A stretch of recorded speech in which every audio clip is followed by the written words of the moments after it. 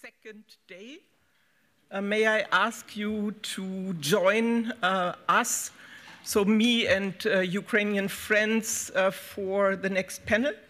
And I ask my panelists to join me, Olga, Maria, and Alona.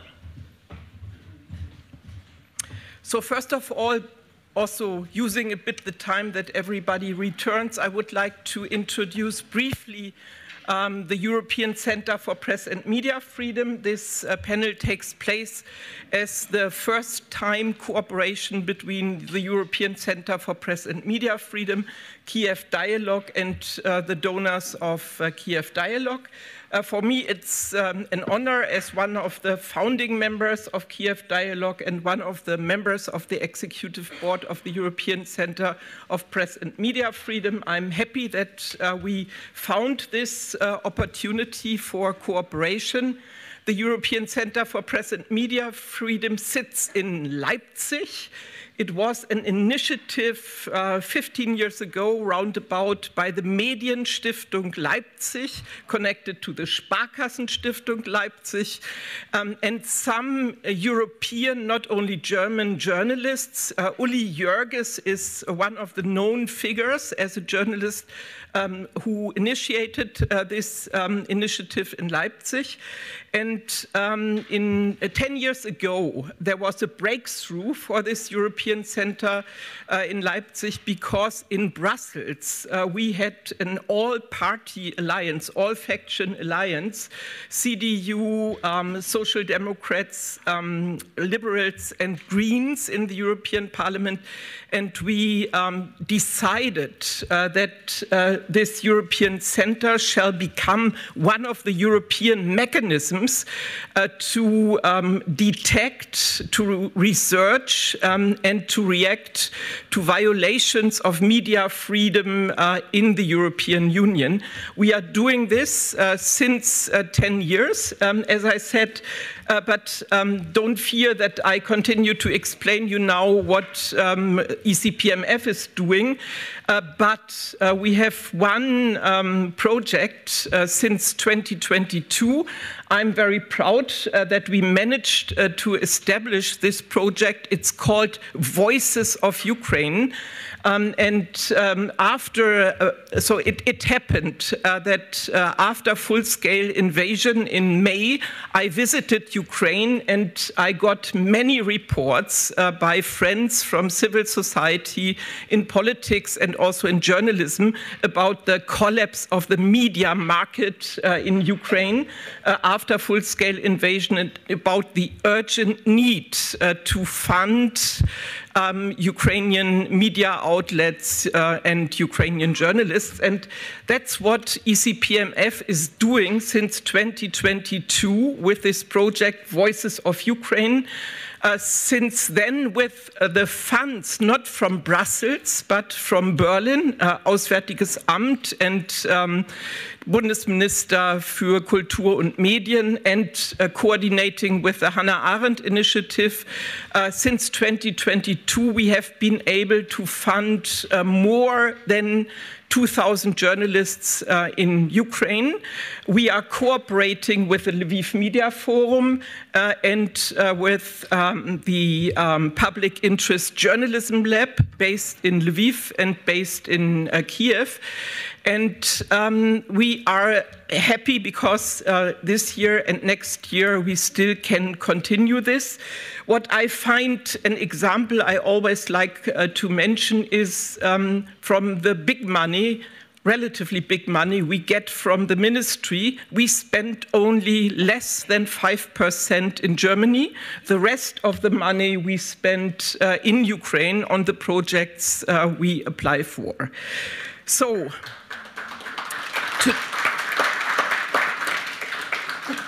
today, in this context of resilience of Ukrainian society, we talked about this since yesterday, we find it a good opportunity to talk about the contributions by courageous journalists who with their organizations, bigger and smaller ones, contribute a lot to the resilience of Ukrainian society, because information and trusted information matters in a war situation even more than in peaceful times. And you must simply rely on what you read. If you can't, then you might be trapped in situations which you do not expect. I'm among those from Germany who frequently are visiting Ukraine, also because I like to be in contact with our partner organizations. And so journalists, like many other people not serving in the army, are serving their country in a very important way. Journalists, but also medics, people who are running the schools, running kindergartens, running public transport, running public administration, they are behind the army, holding the line.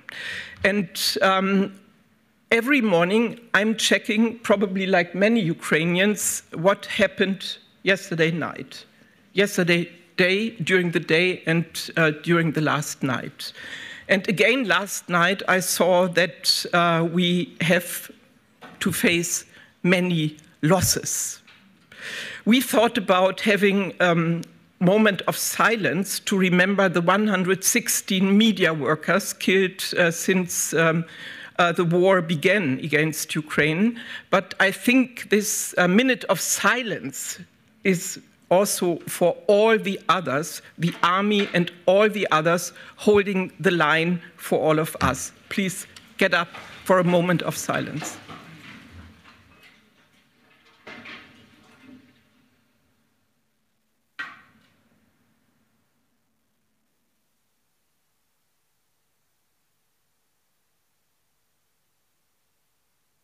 I thank you. Дуже дякую. So to introduce the panel, I will be very brief. Our idea is to give you an impression about the work of media experts, people who defend media freedom on the national level, the regional level, and the local level. And we will begin with Olga Myrovich. Olga is representing the Lviv Media Forum. She is the CEO of the Lviv Media Forum. The Lviv Media Forum is, or was, from my experience, the most important media and journalists conference, not only for Ukraine, but for Eastern Europe. Until the war, and it restarted after a corona interruption. It restarted its work, its conference work, once a year in 2023. And I think I can say it with full conviction that the annual Lviv Media Forum is really contributing to the strengths of Ukrainian media organizations, media platforms, newsrooms, and each and every journalist who still works in Ukraine. Please, Olga. Thank you, Rebecca. Thank you, everyone who joined our discussion. I would like to give you a general overview of what Ukrainian media sector looks right now after the full-scale invasion started, and now almost 4 years in it. So I would maybe start with the statement that the war situation, and we have always keep it in mind, is a situation of lack of resources of all kinds. So Ukrainian media found themselves in the front line of both informational and physical war in February 2022. Many journalists had to take a very hard decision whether to stay in the profession or to join the army, or to act as loving family members and save their children. Many media outlets had to move to more safe Ukrainian regions to continue their work for the sake of their audiences. As Rebecca mentioned, the importance of information in the war cannot be overestimated. So a journalist and journalism itself in every country, in every situation, has one important mission: to help citizens take informed decisions.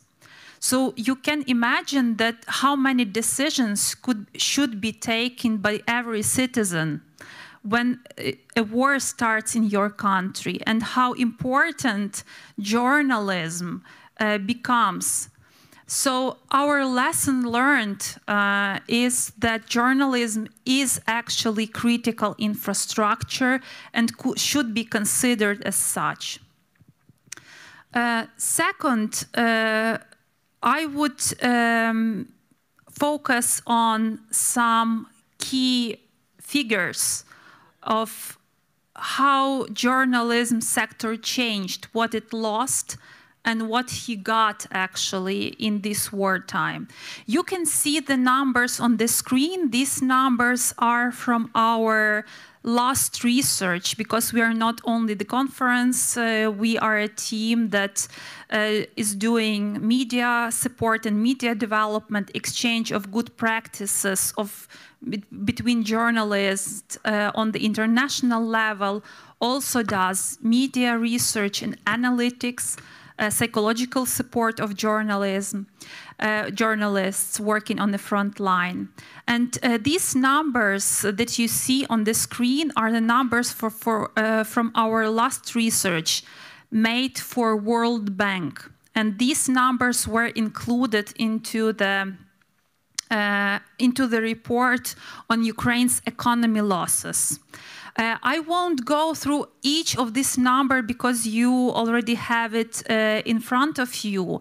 But what I want to mention is that for the first time in the history, based on the Ukrainian case, a World Bank considered media as a part of economy and included the losses of the media sector into the general losses of the country's economy.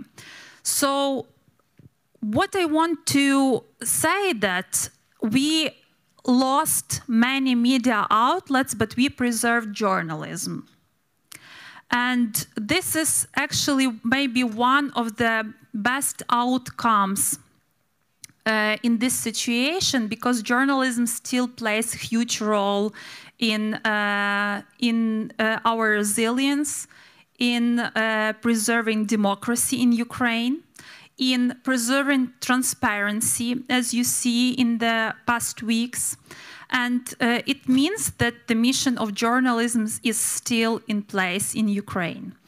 The numbers of the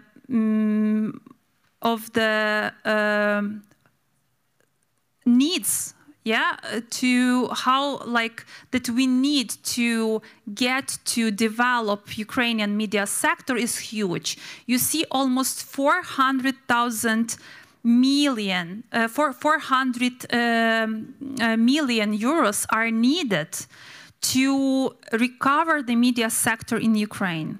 After the USAID withdrawal, we had this huge change in the media field that has worsened the state of Ukrainian media much more, because we lost, as a media society, we lost 2/3 of funding that cannot be replaced. And this sum is high to be provided by any donors. So basically, what I think is important, is vital to underline, is that businesses, that governments who invest in reconstruction should consider supporting media, at least, 0.5 or 1% of the money allocated to recovery and strategic investments should be directed to supporting media, because media are safeguarding transparency and democracy in each country. And I believe that it's very important to consider the case of Ukraine and Ukrainian media sector as a global lesson learned for other democracies as well, because from this case we took good results. We see how media are crucial to economic and social development of the country. Thanks. Maybe also so a reminder. So the old media system in Ukraine was based on many private television channels, and they were all controlled by the oligarchs. This system disappeared, but oligarchy did not really disappear. So we are in an interim period, and everything what we are doing now in the media sector also serves in the reform process and in, so if you want to be very blunt, in the fight against corruption and the old system. So another guest from Ukraine, and I met her now in most of the conferences I visited during the last years in Ukraine, is Maria Frei. Maria comes originally from Mariupol. She's 2 times displaced person. She is now in Lviv, and she belongs to the board of Suspilne. Suspilne is the public broadcaster in Ukraine. I remember the days when nobody wanted to listen or to watch Suspilne because it was a state-controlled, big, old ship, yeah, from the old system. Nowadays, it's totally different. Suspilne, and I can quote one of our translators, Suspilne is, for example, here in Berlin for Ukrainians, very important source for news. And it's not only bringing everyday's news to an even international audience, it's doing it, according to Olena, it's doing it also in a very good language. So Maria Frei, Suspilne board. Thank you so much. I also would like to use some slides, yes, thank you, with some important information about Suspilne. I would like to start that we're only 8 years old. Can you imagine the average age of European public broadcasters? It's more than 50 years. They are pretty strong. And maybe you heard about everything that they challenge right now through. But we are only 8 years old. So we started our work only in 2017. But it doesn't mean that the start of the real work was done only at that time. The first idea about Ukrainian public media was announced in 1989 in Lviv, as well, as I already researched. Yes, and there was a need from the public to create a public media. And we struggle with this for so many years because we have to go through all of the Soviet law system and we have to create a new system for public media. But at the same time, there was a huge demand for public media, public journalism in Ukraine. This is something that is very crucial because this is the answer for the question why there is no public media in Russia and Belarus. Because there is no public demand for this. And if we're talking about our budget and system of budget, we have a separate law to protect Ukrainian public media. We have a special bodies to protect independence of our journalists. But we still have some influences on financial system. You can see on this slide the information about our budget. And this also shown you, as you are from Germany, maybe you know the budget of your public media.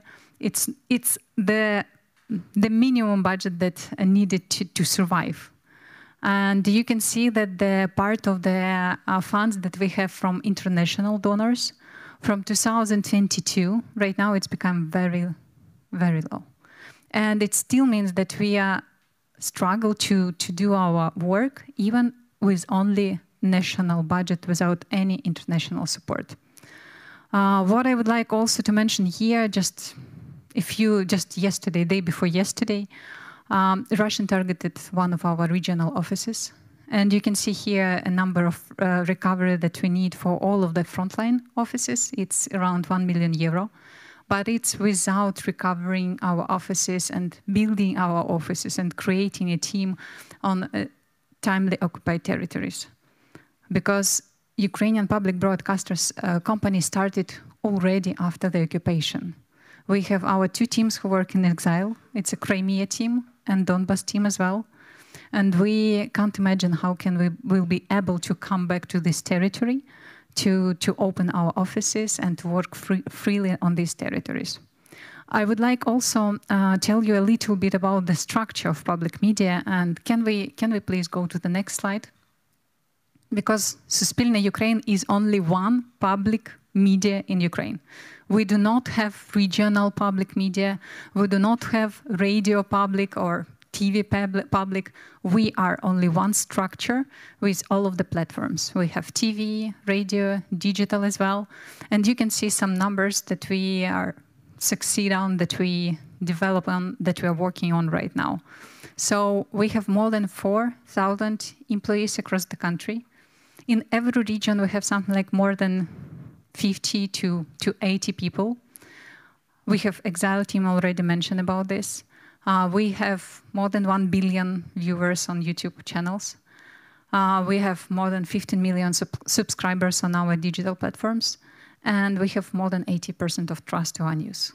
So this is not only our work. This shows the huge demand from Ukrainian public to have an independent source of information.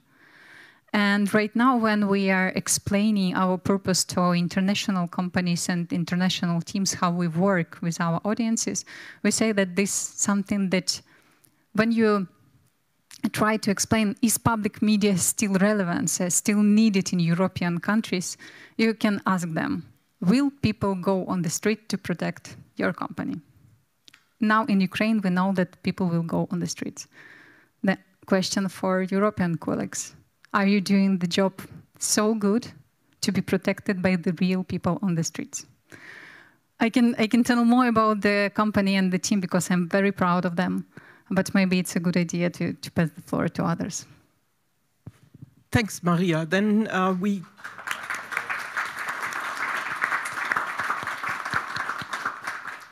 go into one region, Sumy region.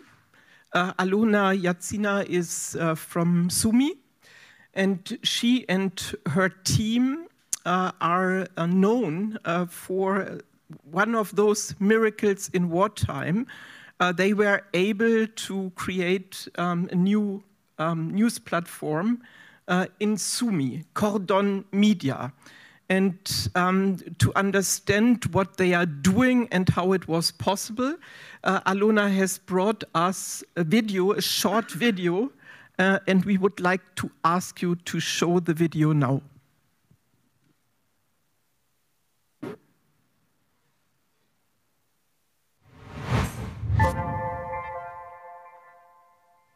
Всім привіт! Привіт, це Кордон Медіа. Це Кордон Медіа. Каби летять! Давай!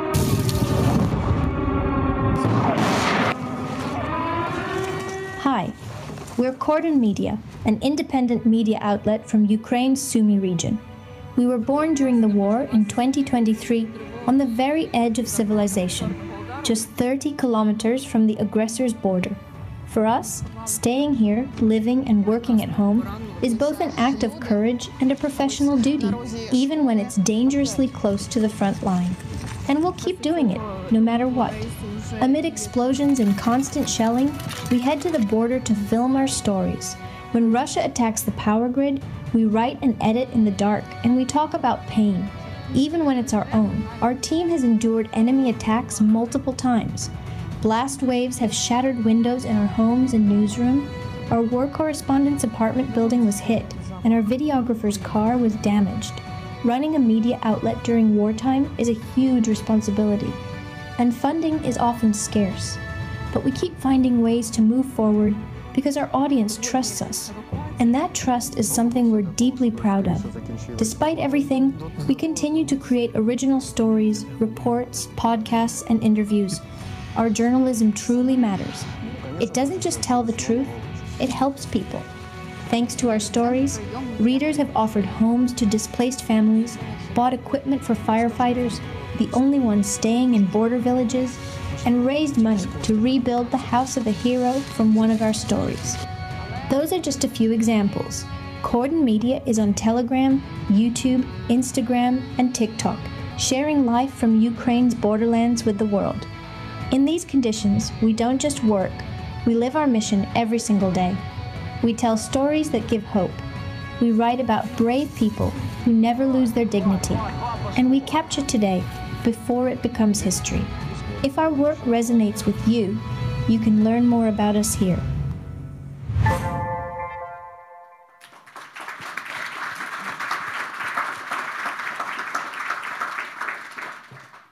So that was a short introduction about our everyday life.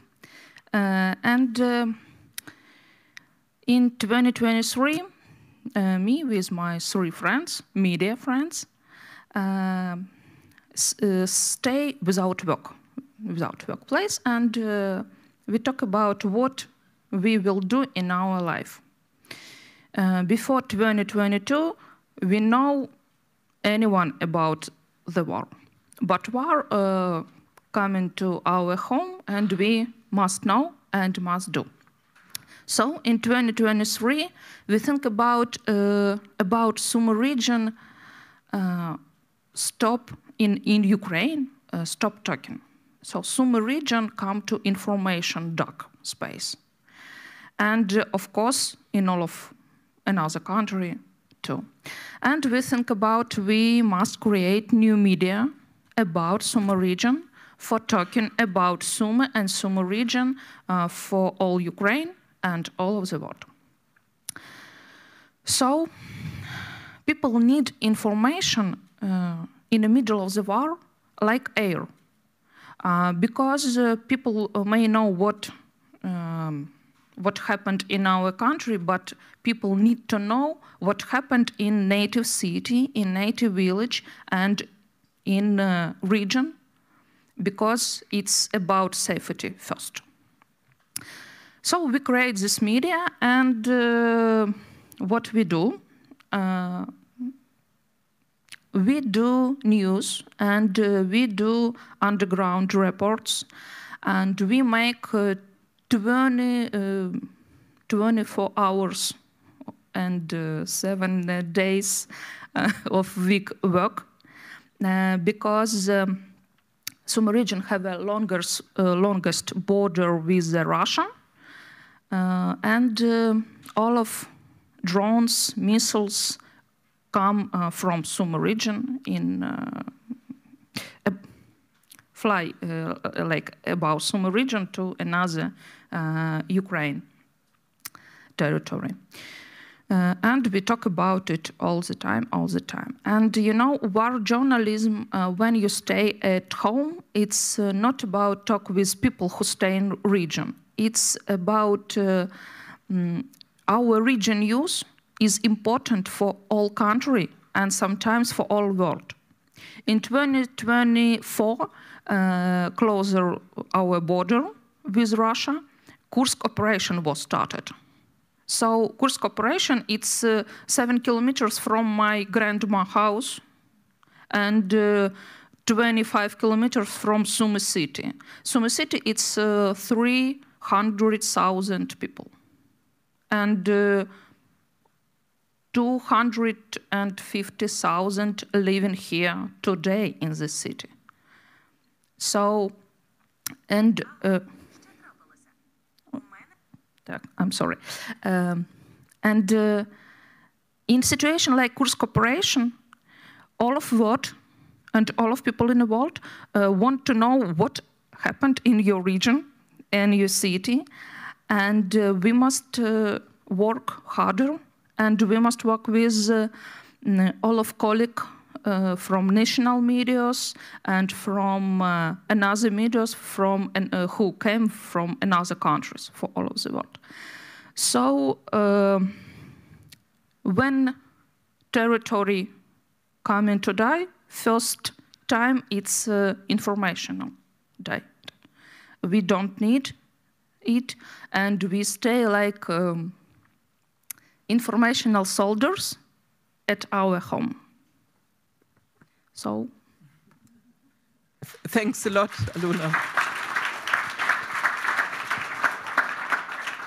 I think what matters is, as I understand it, because of the exchange we have, is the cooperation and the exchange between those who work in Kyiv and those who work in the regions.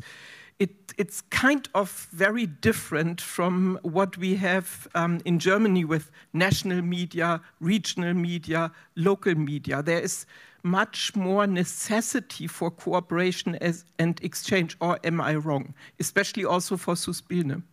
Yes, you are totally right, because when you don't have local reporters, you can't explain what is going on the land. So this is the first and most crucial thing to support people who works on the land. This is something that we try to explain everywhere. And I would like just to tell you about the needs of people who are working there. We discussed it with Alona, and she said that I will not tell this, but I will do. Because if 1 year ago we struggle with an emotional support and mental support for our journalists, right now the request number one is how to protect themselves physically in the time of war of drones. So they don't need mental support. They need a gun that will protect them using a net, and they need an equipment that will protect them and sign them that drones are here. And this is something that is very crucial right now. And we are not talking about only the front line. It's 100 kilometers from the front line. They can use drones on the huge amount of territory. And when we are talking about this loudly, that we need to physically protect our journalists, not only put press on their helmets, but to give them instruments of last hope to stay alive during their work, we are talking about very new approach, rethinking how we really protect journalists on front line. And this is something that we are working on right now in Suspilne. We are trying to test this special gun, and we're trying to understand how to support our journalists, cameramen on the front line with these instruments. And someone will tell us that when your journalist is with a gun, he's becoming a real target for Russian troops. But they are real targets, even without a gun. So this has totally changed the situation, how we have to support people and journalists who are working on the field. And for our company, unfortunately, we have the biggest network of war correspondents. We have 10 frontline regions.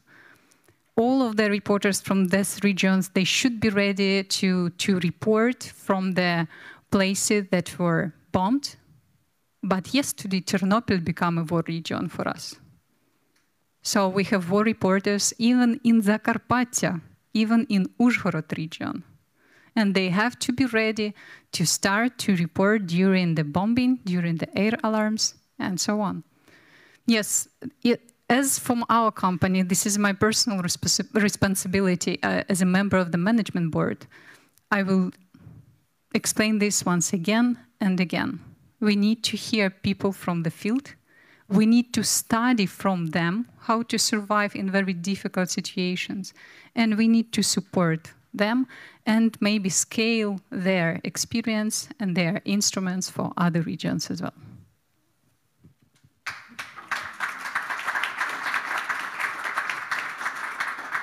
I have one more question for Olga, because in Lviv, in the annual meetings, but also in the time in between, there are lots of discussions based on research and polls and how to, so in this terrible war years, not to forget to prepare for the future. So what are the main challenges you see to get through? Yeah, thanks for this question, because, you know, every war is a struggle for the future, whether we will have this future or not. And as we struggle still, you know, and resist this attack from Russia, we believe that we have the future. So thinking about the future is my favorite, the favorite part of my work for me and my team. And when we think about the crisis, it's also always a chance to change something very quickly and very efficiently. Lack of resource is, as I also previously mentioned, is a background for it. And when you are lacking resource, you are always very creative. So, especially now after this USAID withdrawal, I see how it's important to think about future scenarios. So, from what I experienced, and me and my colleagues, is that for Ukrainian media, now is the best time to innovate.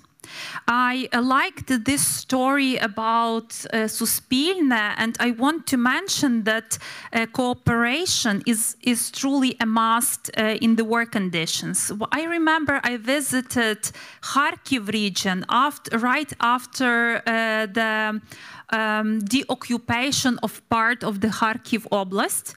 And local journalists told me a story how they cooperate with each other on producing content from the occupied territories. Those territories are always very hard to reach. You cannot easily go there. So they combine their resources. Few local media combine their resources. One media outlet provided a vehicle with a driver, another a photographer, and a journalist from a third media outlet also joined the team. There was a fourth media outlet who provided fuel, like benzene, yeah? So they did this for a long time, and they shared the materials between the media outlets, and that was their way to inform their audiences when they truly didn't have enough resource for it. So in this crisis that we have after January this year, when we lost majority of funding, I also see many ways to innovate. And this is also a field for not only for media outlets, but also for donors and media support organizations like we are, to consider other solutions for the media market. For now, I would say that we truly need more coordination for the sake of our beneficiaries, who are the media outlets working in such tough conditions as Maria described. I also would say it, and it might sound weird, that crisis response is outdated for now. No more crisis response for Ukrainian media outlets. We have to consider strategic path to innovate and to change the whole market. for the moment when the political process and elections are back in Ukraine, to strengthen the capacity of independent and quality media to provide their audiences with trustful information. Otherwise, as soon as the oligarchs get back to the political process, we will lose all those achievements that we have now on the table. So it means that the time has come to support those who are capable, no matter how big a media outlet is. It could be a team of 3 people, of 5 people that are capable enough to inform their audiences, that have also a clear vision of their mission, a clear understanding of what is the desired result of their work.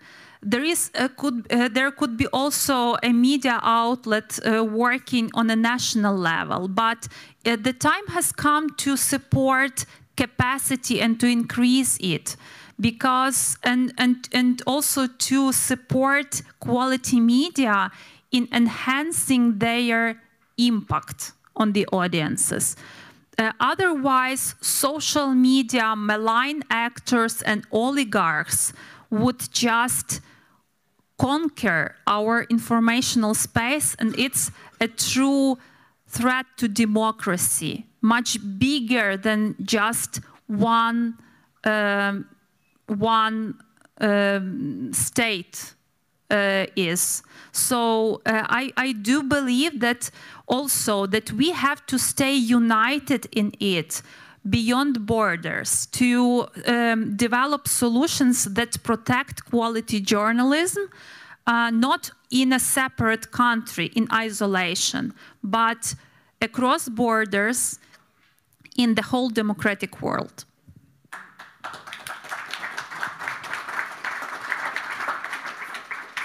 So my last question for Alona. So Russian propaganda and organized disinformation is also discussed sometimes in Germany, but in Ukraine, it's also an ongoing challenge for journalists. You know, it's not main challenge for us, yes, but it is. Russian propaganda was yesterday, tomorrow, and will be always with us. Of course, some topics we talk about for our audience, it's propaganda, it's not right, yes, but we can't have reaction for every propaganda message, because we became like anti-propaganda media. It's not interesting for people. We focused on truth, and we talk about what really happened. And we have good check-in process, check all this information, and people in Ukraine and our colleague believe us, and they know we talk about reality, not about propaganda. It's hard in the middle of the war, but we can do it. Can I just jump in? Because I think that Russian disinformation is the biggest threat for European Union right now. So, and the question should be here, what European Union are doing with Russian disinformation, with all of the Russian influences, with all of the Russian signs that I can see on the streets of Berlin, all of the Russian cuisine, all of the Russian books, all of the Russian fairy tales. My favorite topic, all of the translated Russian cartoon movies for international audience. And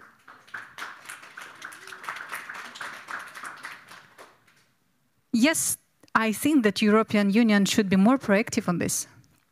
And the other threats that we do not like to talk about is about big tech.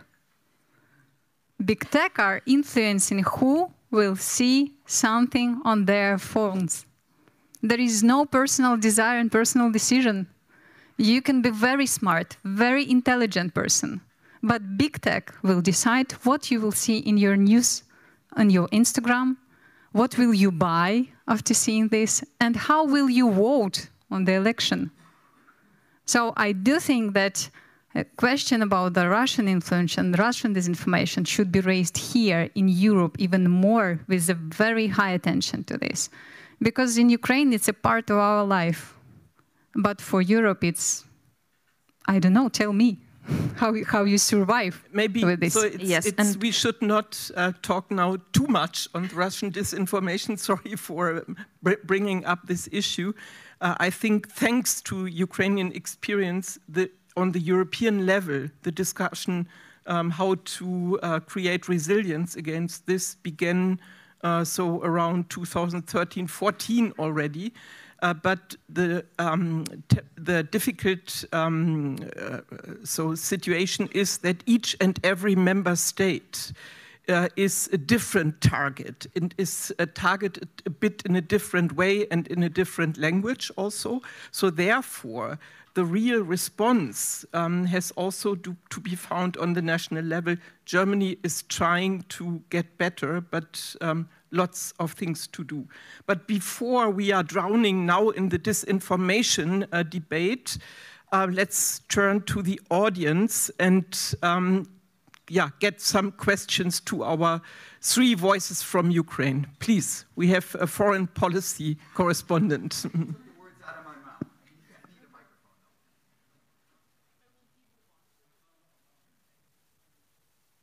Okay, thanks very much. Yeah, my name is Paul Hawkins. I'm a correspondent for Foreign Policy magazine, and I've been covering the war in Ukraine for 11 years. I read every single day one of the English language media outlets out of Ukraine, and it's really good, and I'm really impressed with its coverage. But nevertheless, if I only read it, I might think that Ukraine was winning this war, and pretty easily. Or at the very least, that every day it was giving out as good as it got. You must be faced every day with not just, as Olga says, with the truth, but also about how you are reporting things to a country that is under siege, that is at war, that morale has to be kept up as well. That must go into your thoughts in every picture that you publish and every sentence that you write. It's the case anywhere when there's a war. Can you give us a little bit more insight into that, how that for you is an issue, if you think it is?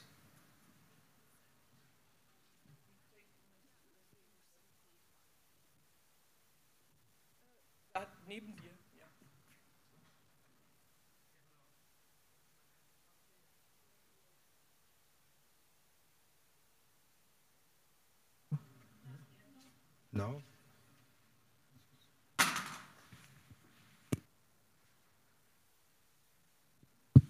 No? Yeah. No. Okay. I'm Andreas Witkowski. I'm working with the Center for International Peace Operations here in Berlin, and I have two questions.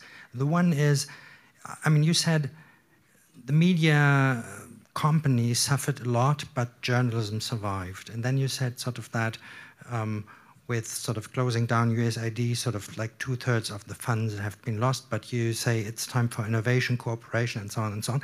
I think that's all fine, but I still wonder sort of, what is your experience? How can you finance that sort of beyond USAID? What are your experiences sort of where can you actually sort of generate the funds sort of to pay journalists? And then the second question, sorry for fueling into the disinformation debate, but you're completely right what you see, and what is even worse, there are too many people sort of that have already internalized sort of these Russian thoughts. Are there any lessons that you want to tell us how to deal with these types of disinformation? Thank you. So I think enough questions for the first round. Who starts? Olga? Yeah, I can start. Thank you for your questions. As for the first one, I think that it's very important part of the job of journalists to face the truth and to tell the truth. And that's actually what many Ukrainian media do, but still it's always a challenge. When you are at war, you have to wear different hats. You have to be a citizen, you have to be a journalist, you have to be a father or a mother. What I mentioned, and sometimes you have to choose. But I also want to mention one case from the very beginning of the full-scale invasion, when our colleagues from the Kyiv Independent, the Ukrainian English-speaking publication, they published an investigative report on misconduct in the International Legion, like the authorities in this legion. So I know that the team had a hard time to decide whether to publish this report or not. And they decided to go for it, to publish it, to discuss it with their audiences. I asked them privately, like, how did you take this decision? What were your thoughts about it? And they said to me, Olga, we, in the first days of the full-scale invasion, we published actually a call for foreign community to help Ukraine and also to join the Ukrainian army to resist the Russian invasion. And we felt that this was our duty to report also on this misconduct. So they shared with me that they don't regret, and if I were them, I would also support them in this. So I truly believe that facing the truth and telling the truth makes you, like, helps you and your audience take right decisions. That's what I constantly rely on. As for the second question, what are the possible solutions? First of all, many media outlets started talking more directly to their audiences. Support us or we will die. For a country with this post-Soviet mindset that information is not a service, it's not a good. So, like, people need information, but they don't consider this a service that should be paid. I see that there is some certain change at this point, that audiences, especially those like capable people, part of creative sector, IT sector, they responded to this call. So media, especially those local media, started this membership model, where they have a community of people that support them with a tiny amount of money, but constantly, month by month. The second solution is that businesses and investors must consider media sector as the critical infrastructure supporting their investments.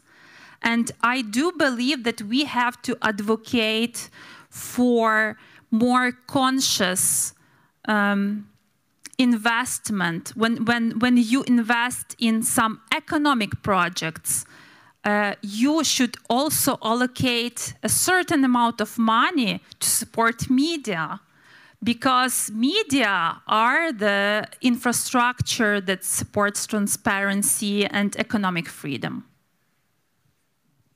Yeah, I can continue. We do have some security protocol. As you're working in Ukraine for 11 years, you maybe know that some security protocols about the reporting from the destroyed places have to be on time, and you have to think about this. But we do not have English version of our website, so this is not that you're talking of, but we will have it during the next years because the demand for one use in Europe is crucial, and we understand that it could be even our new way of monetization of content. But at the same time, I would like to say that we were a part of the national marathon. Yes.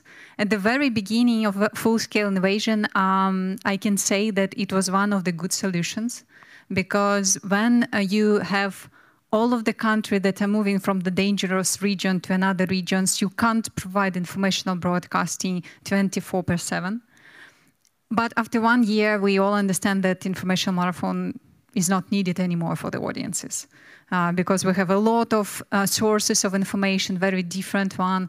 Now we have very open society, and you can find news everywhere you want. And Ukrainian public media, we went out from the marathon, and right now we have our own informational broadcasting 24/7. But at the same time, government, they use this right now, this marathon that they have, not as a one voice as it was before. We all can see it.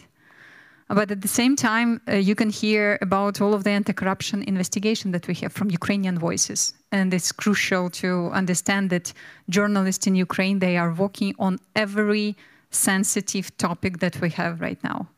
And for example, in our team, in our company, we have editors meeting where they can freely discuss whether it's okay or not, and which angle, how can we highlight the topic of mobilization processes, knowing that Russia will use it as the instrument to make Ukrainians fight between themselves.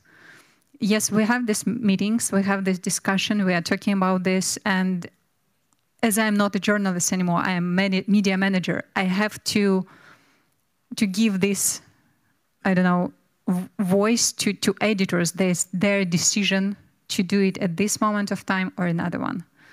So I can't say that we have a censorship right now. It's not true. Everyone can say anything in Ukraine. And we are talking about very, very sensitive topics. And I hope that in 1 year you will be able to read all of the news from our website as well. Maybe also, Alona, on this question. So is only victory-oriented reporting possible? I don't believe in absolutely victory, but I hope. So about questions, we regional media, but we talk about region for all of world, how we do it.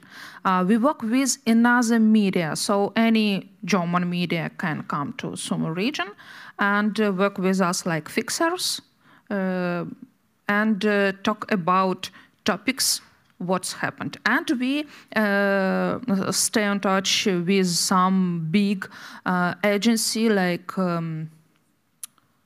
Associated Press, like Getty Images or something like this. And after, I think, 2 or 3 hours, photo and video from some happen in Sumy region are in these resources, and all of colleagues in the world can take it and talk about it, and it's not a problem.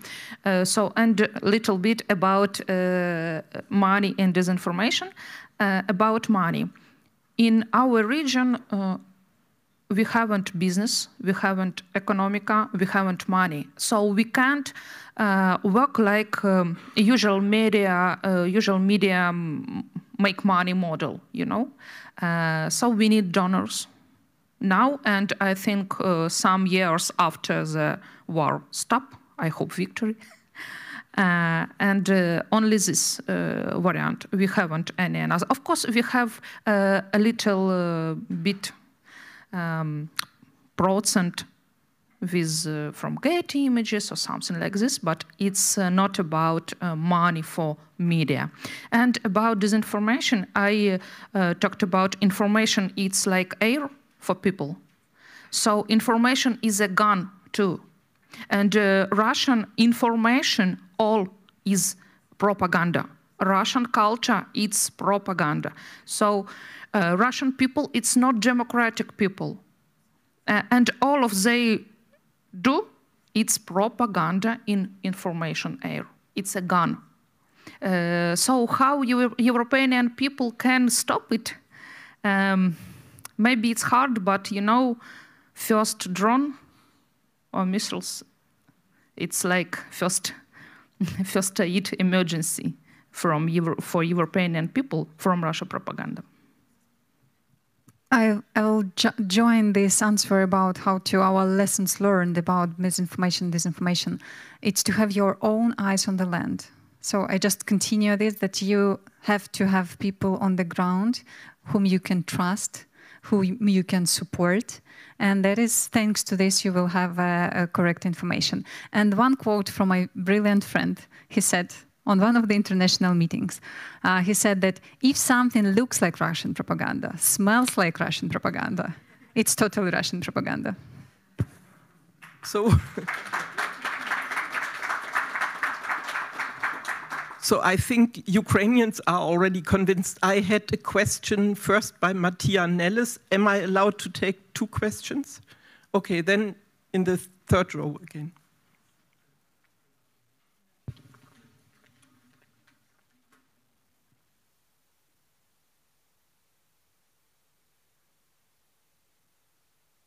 Hello, yeah.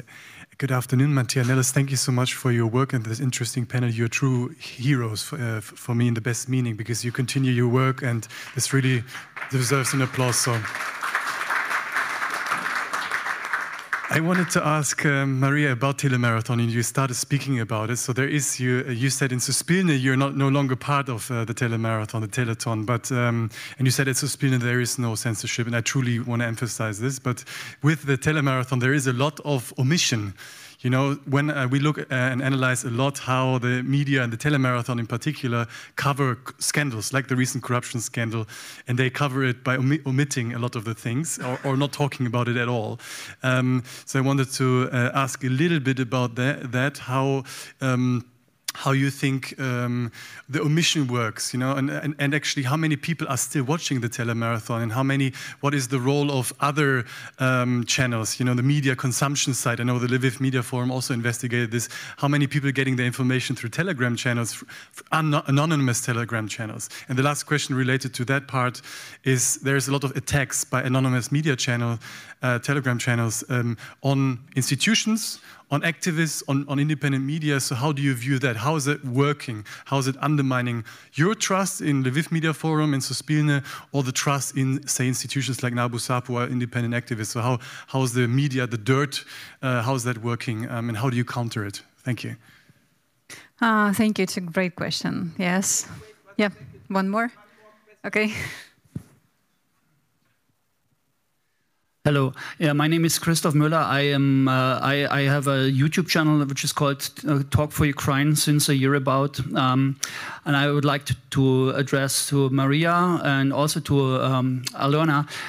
To all three. Also, it's about your impression that you had here in Berlin, that you saw a lot of Russian stuff floating around, and you, Alona, said that this is the Russian propaganda. It's a weapon. And my question is, we here in Germany, obviously, from my point of view, haven't really got that understood. And so, Rebecca is already, I don't make it long, sorry. It's what advice would you give our German media? I just want to tell that in our TV shows there is a lot of propagandists and people telling Russian propaganda in German television, and they call it discussion. And what is your advice? What is your advice to us in Germany and in Europe for that? Great question. Please advise. Okay, let's start with that one about the trust on Teleton. We saw that year by year the trust on the Teleton is decreasing, is becoming low and low. But at the same time, they use this platform to tell something that they want to tell. And the solution about this, this telemarathon, it exists because of the martial law, because this is a part of informational security policies.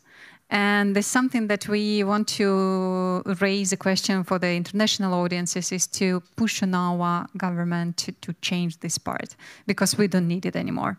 If we will have face the same situation as at the beginning of the full-scale invasion, be sure that we will unite again, because we already went through this. So if you are somehow can influence on this, this is something that we are really would like to have in Ukraine right now, because it's a part of our national shame, this product, and we don't want to have it. So, yeah. As we're talking with this, and give the floor to Olga, because she's the person who once introduced me with very interesting idea about the Telegram on Odnoklassniki and other thing. Olga, please. Yeah, you know, I really, I often get the questions about the role of Telegram, and responding to those questions, I realized that there is a hidden reality that it's not known across the world. So I will name you several platforms.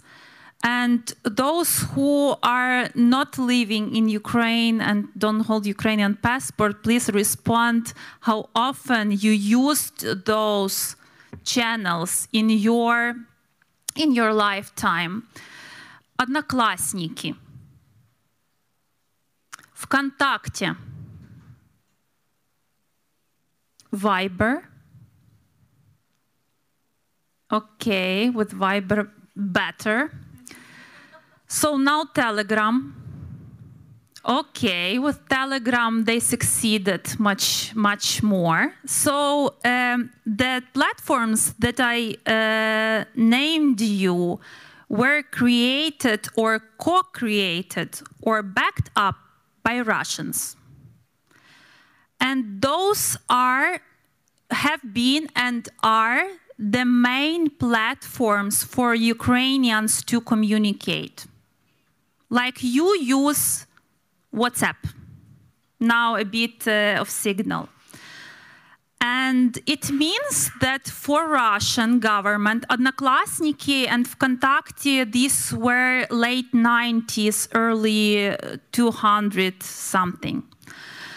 And the outreach of those platforms in Ukraine and all, I don't like the word, but post-Soviet area was about 90%. I've never installed Odnoklassniki at ВКонтакте, but I was considered as a crazy person. You know, I never was easy to a person that was easy to contact with. So you can imagine that tons of money were invested by Russian government to keep the population of post-Soviet countries under control. And people in Ukraine still, in most cases, don't use WhatsApp. So just imagine the scale of the influence. They get everything. They get our personal data. They get information from our phones, not only related to using these applications. So if Telegram influences Ukrainian society, yes, it does. And because of most of you raised your hands when I asked about Telegram, please think about it. That's my response. Yeah. I was in Berlin in 2022, and by now it's much better Berlin. Really? So the situation improved regarding a little bit, but yeah. And about devices. So I thinking about it, and I think maybe journalists must stop guest talking and saying it's Russian propaganda, like red flag, you know? Maybe something like this. And second advice, journalists and bloggers in Germany must prepare for war now. And we can learn from our experience. And I think we can help our colleagues. And it's not a joke. May I jump in? I recently was asked how, like, by a foreign journalist, how we can help Ukraine and Ukrainian media right now. And my response was, prepare your society to tough times. Like, for sure, we are dependent on Western money right now. But the best way to help Ukraine is to talk to your society as adults and prepare them for hard times. And also, like, to be honest with ourselves. I'm in Germany, and I want to illustrate also to add to the response to the question about Russian culture. I want to underline that there is no culture beyond politics. There is no culture beyond politics. Culture always serves politics. And it is the main tool to deliver messages to people.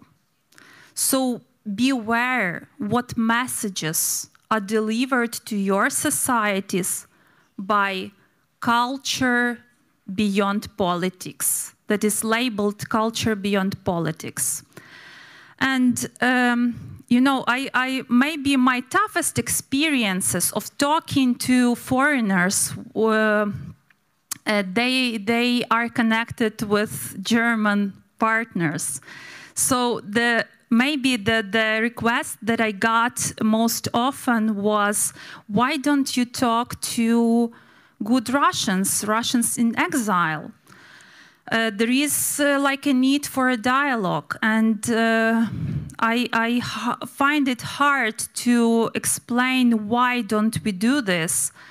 But once I asked, it was German politician. I asked her whether those Russians that we have to talk to feel responsibility for what's happening now in Ukraine. She said, no, they are not responsible. I said, okay. And my next question was, do they have agency? What would they change after we agree on something? Like, I can talk to a minister, maybe not directly, but I can easily reach out any minister to deliver some message. And I believe we have in Ukraine enough platforms to talk to our government. And what would those people do? They would do nothing. So we are in a situation where we have no subject to discuss. Responsibility is not a subject that they would like to discuss. And also, like, what would we do in the future with this? And there is nobody to talk to deliver some change, because the dialogue has to deliver some change. So this is actually our problem. If we are presented a person who takes decisions, we can talk to them. If not, then not. So this is actually our main struggle beyond the battlefield, to be understood and to be valued for our position, and maybe to deliver our image of the reality if talking to people outside Ukraine. So thanks, Olga. It's a very difficult topic, especially here in Berlin, but as my friend Karl Schlögl put it recently, we have in Germany many, many Germans who are these famous Russlandversteher, but we have only few who understand Russisch, who understand Russian, and therefore we are very, very often misled and drowning in our own discussions. I thank the three of you. I think as takeaways from this panel, if we have journalists or media present here from the German media landscape, so it's not necessary to conclude news, actual news from Ukraine, daily news from Ukraine, with the sentence, these news cannot be independently confirmed. You can find on the ground dozens, hundreds of journalists who you can contact if you need confirmation you can trust. And this I really would like to change. I hate this moment in Deutschlandfunk when I get the news of a bombardment and then they finish with cannot be independently confirmed. So here we can offer the context. Then for the disinformation and the necessary battle against it, I think there was one very good decision on a post in Germany, high-level post. The new director of Bundesnachrichtendienst is the former ambassador to Ukraine, German ambassador to Ukraine, Mr. Jäger.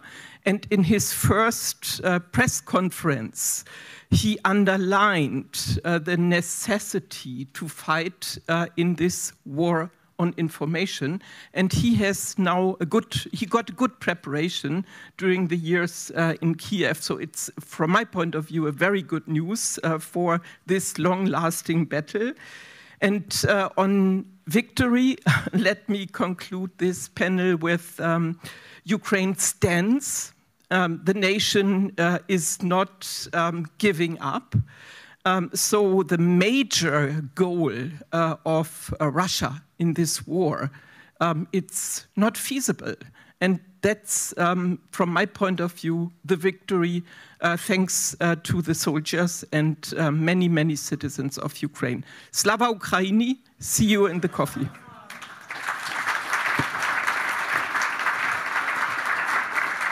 So thank you, Rebecca. Also, please applaud also Rebecca for having this very good moderation and also for bringing up this idea to include also the role of the media here. Let's have a 15 minutes coffee break. We're a little bit behind time. And then we start with our last panel on security.